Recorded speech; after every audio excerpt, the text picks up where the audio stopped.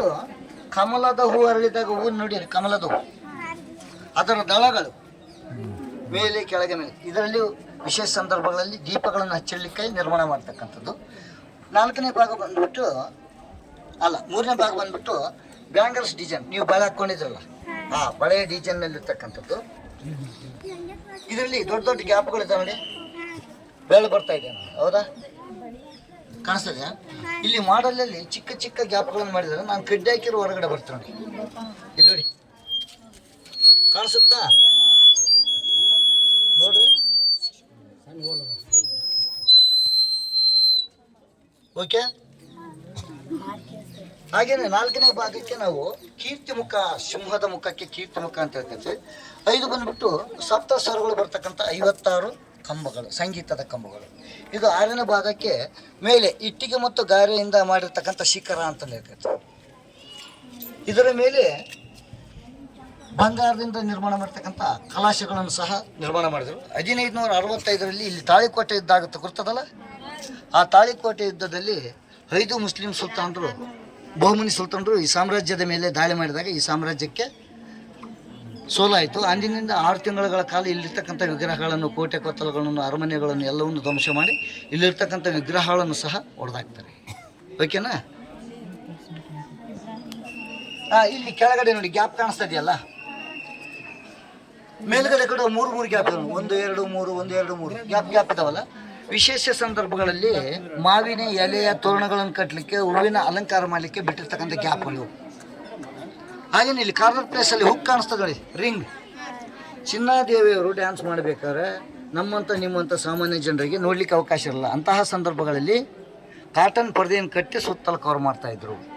ಈ ರೀತಿಯ ಬ್ಲೂ ಪ್ರಿಂಟ್ಗಳು ಸಂಗೀತ ಮಂಟಪದ ಸುತ್ತಲೂ 10 ಇದ್ದಾವೆ. 10 ಬ್ಲೂ ಪ್ರಿಂಟ್ಗಳು, 10 ವಿಷ್ಣುವಿನ ವಿಗ್ರಹಗಳನ್ನು ಇಟ್ಟಿದ್ದಾರೆ. ಓಕೆನಾ? ಮುಂದೆ ಬನ್ನಿ. ಬಂದಾಗಿದ್ದಾರೆ ಟ್ಯೂನ್ ಹೊಡ್ತಾ ಇಲ್ಲ ಕೇಳ್ತಾರೆ.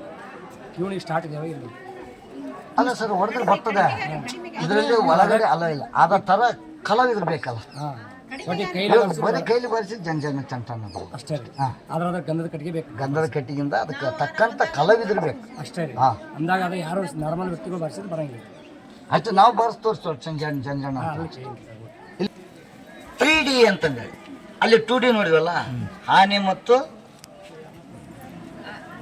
ಬಸವ, ಹೂ ಮತ್ತು ಗಣೇಶ, ಹೌದಾ? ಇದರಲ್ಲಿ 3D ಬರುತ್ತೆ. ನಾವೀಗ ನೋಡಿದ್ರೆ ನಮಗೆ ಸಿಂಹದ ಮುಖ ಮಾತ್ರ. ಈ ಕಡೆಯಿಂದ ನೋಡಿ, ಆ ಕಡೆ ಒಂದು ಕುದುರೆ ನಿಂತ್ಕೊಂಡಿದೆ, ಈ ಕಡೆ ಕುದುರೆ ನಿಂತ್ಕೊಂಡಿದೆ. 2 ಸೈಡಲ್ಲಿ ಕುದುರೆ ವಿಗ್ರಹ ಕಾಣಿಸ್ತದೆ. 3ನೇದಾಗಿ ನೋಡಿ, ಟೋಟಲ್ ಆಗಿ ಜಂಪಿಂಗ್ ಪೊಸಿಷನ್ ಅಲ್ಲಿರ್ತಕ್ಕಂಥ ದೊಡ್ಡ ಕುದುರೆ ಕಾಣಿಸ್ತದೆ, ಜಂಪಿಂಗ್ ಪೊಸಿಷನ್. ಹಾಗೇನೆ ಈ ರೀತಿಯಲ್ಲಿ ನೋಡಿದಾಗ ಚಿಕ್ಕದಾದ ಒಂದು ಹಾವಿನ 3D ಅಂತ ಹೇಳ್ತೀವಿ. ಇಲ್ಲಿ 5D ಕಾಣಿಸ್ತದೆ. ಬನ್ನಿ. ಮಂಗ ತನ್ನ ಮರಿಮಂಗವನ್ನು ಕೈ ಹಿಡ್ಕೊಂಡು ಮೇಲಕ್ಕೆ ಎತ್ಕೊಳ್ತಾ ಇದೆ, ಕಾಣಿಸ್ತಮ್ಮ? 2ನೇದಾಗಿ ನೋಡಿ, ಕಪ್ಪೆ ನೀರಿಗೆ ಜಿಗಿತಕ್ಕಂಥ ಪೊಸಿಷನ್ನಲ್ಲಿದೆ, ಕಾಣಿಸ್ತಮ್ಮ?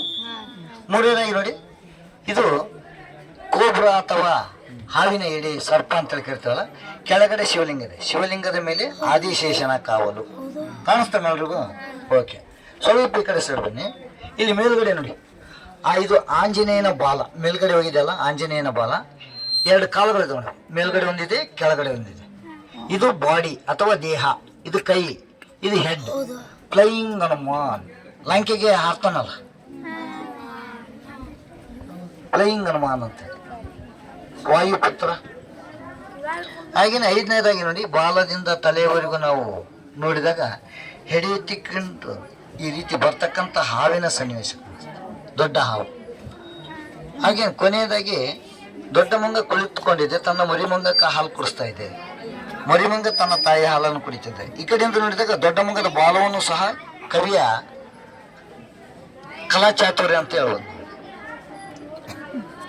ಕಾಣಿಸ್ತಾ ಎಲ್ರಿಗ? ಓಕೆ. ಇರ್ತಕ್ಕಂತಹ ಶಾಸನ ನಡುಗನ್ನಡ ಹಳೆಗನ್ನಡ ಮಿಕ್ಸಿಗೆ ಆಗಿರ್ತಕ್ಕಂಥದ್ದು.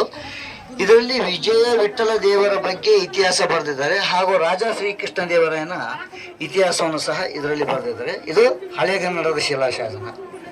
ಇಲ್ಲಿ ಮಧ್ಯದಲ್ಲಿ ನೋಡಿ ಲಕ್ಷ್ಮೀ ವಿಗ್ರಹ ಇದೆ, 2 ಸೈಡಲ್ಲಿ ಆನೆಗಳಿದ್ದಾವೆ. ಇದಕ್ಕೆ ಯಾವ ಲಕ್ಷ್ಮಿ ಅಂತ ಕರಿತೀವಿ ನಾವು?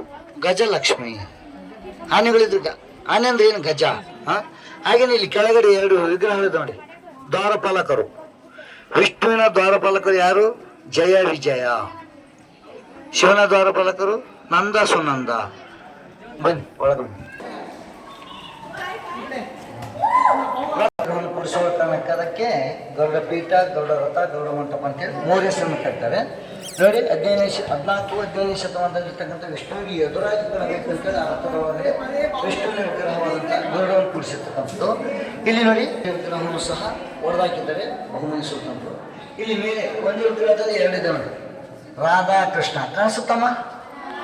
2ನೇದು ಬೆಣ್ಣೆ ಕೃಷ್ಣ, 3ನೇದು ಡ್ಯಾನ್ಸ್ ಕೃಷ್ಣ, ನಾಟ್ಯ ಕೃಷ್ಣ ಅಂತಾರೆ. ಹಾಗೆಯೇ ದೇವಾಲಯಗಳಲ್ಲಿ ಯಾರಿಗಾದ್ರೂ ಗುರ್ತಿದ್ರೆ ಹೇಳ್ರಿ, 2 ವಿಧ ಇರ್ತಾವೆ. ಯಾವ್ಯಾವ ಅಂತ ಗುರ್ತಿದೆ? ಸಾಂದಾರ, ನಿರಂದಾರ ಅಂತೇಳಿ. ಸಾಂದಾರ ದೇವಾಲಯ ಅಂದರೆ ದೇವಾಲಯದ ಒಳಗಡೆ ಪ್ರದಕ್ಷಿಣೆ ಮಾಡ್ಕೊಳ್ತಕ್ಕಂಥ ಪಥ ಇದ್ದರೆ ಅದು ಸಾಂದಾರ, ದೇವಾಲಯದ ಹೊರಗಡೆ ಪ್ರದಕ್ಷಿಣೆ ಪಥ ಇದ್ದರೆ ಅದು ನಿರಂದಾರ. ಈ ದೇವಾಲಯ ಬಂದುಬಿಟ್ಟು ಸಾಂದಾರ. ನೀವು ಲೆಫ್ಟ್ ಸೈಡಿಂದ ಹೋಗಿಬಿಟ್ಟು ರೈಟ್ ಸೈಡಿಂದ ಬಂದರೆ ನೀವು ಪ್ರದಕ್ಷಿಣೆ ಮಾಡ್ಕೊಂಡು ಬಂದಂಗೆ. ಒಳಗಡೆ ಇನ್ನೊಂದು ಅದ್ಭುತ ಇದೆ. 14-15 ಶತಮಾನದಲ್ಲಿ ಕರೆಂಟ್ ಇಲ್ಲದ ಕಾರಣ ನೈಸರ್ಗಿಕ ಬೆಳಕಿಗಾಗಿ ಒಂದು ವ್ಯವಸ್ಥೆ ಮಾಡಿದ್ದಾರೆ. ಮೆಲ್ಲಕ್ಕೆ ಟಾರ್ಚ್ ಆನ್ ಮಾಡ್ಕೊಂಡು ಹೋಗ್ತಾರೆ ಸರ್, ಅಲ್ಲೇ ನಿಂತ್ಕೊಳ್ತಾರೆ, ಇಲ್ಲ ಕಾಣಿಸುತ್ತಲ್ಲ ಎಲ್ಲರಿಗೂ ನೋಡಿ. ಈ ದೇವಾಲಯದ ವಿಶೇಷ ಏನಂದರೆ ದೇವರು ಮೇಲುಗಡೆ ಇದ್ದಾನೆ, ಕೆಳಗಡೆ ಪ್ರದಕ್ಷಿಣೆ ಮಾಡ್ತಕ್ಕಂಥ ಪಥ ಇದೆ. ಅಂದರೆ ದೇವರಿಗೆ ಸಮನಾಗಿ ನಾವು ಪ್ರದಕ್ಷಿಣೆ ಮಾಡಬಾರ್ದು ಅನ್ನೋ ಒಂದು ಉದ್ದೇಶ. ಇನ್ನೊಂದು ಏನಂದರೆ 14-15 ಶತಮಾನದಲ್ಲಿ ಕರೆಂಟ್ ಇಲ್ಲದ ಕಾರಣಕ್ಕಾಗಿ ಹಗಲು ಹೊತ್ತಿನಲ್ಲಿ ಕತ್ತಲಿದೆಯಲ್ಲ, ಈ ಕತ್ತಲನ್ನು ಹೋಗಲಾಡಿಸ್ಬೇಕಂದ್ರೆ ಏನು ಬೇಕು? ಬೆಳಕು ಬೇಕು. ಆ ಬೆಳಕು ಮಾಡ್ಬೇಕಂತಂದ್ರೆ ಕರೆಂಟ್ ಬೇಕು. ಕರೆಂಟ್ ಇಲ್ಲ, ಆಗ ಪಂಚು ದೀಪ ಹಚ್ಚಿದ್ರೆ ಏನಾಗುತ್ತೆ, ಹಗಲು ಹೊತ್ತಿನಲ್ಲಿ ಕಣ್ಣುರು ಬರುತ್ತೆ. ಆ ಒಂದು ಕಾರಣದಿಂದ ದೇವಾಲಯದ ಸುತ್ತಲೂ ಒಂದು ಕಾಲುವೆ ಇದೆ ನೋಡಿ. ಈ ಕಾಲುವೆ ತುಂಬ ನೀರು ಸ್ಟಾಕ್ ಮಾಡ್ತಾಯಿದ್ರು. ಮೇಲುಗಡೆ ಹೋಲ್ಗಳನ್ನು ಬಿಟ್ಟಿದಾರಲ್ಲ, ಆ ಹೋಲುಗಳ ಮೂಲಕ ಸೂರ್ಯನ ಕಿರಣಗಳು ನೀರಿನ ಮೇಲೆ ಬಿದ್ದಾಗ ಇಲ್ಲಿ ರಿಫ್ಲೆಕ್ಷನ್ ಬರ್ತಕ್ಕಂಥ ಬೆಳಕಿನ ವಕ್ರೀಭವನ ಪ್ರತಿಫಲನ ಅಂತೀವಲ್ಲ, ಚೆನ್ನಾಗಿದೆಯಾ?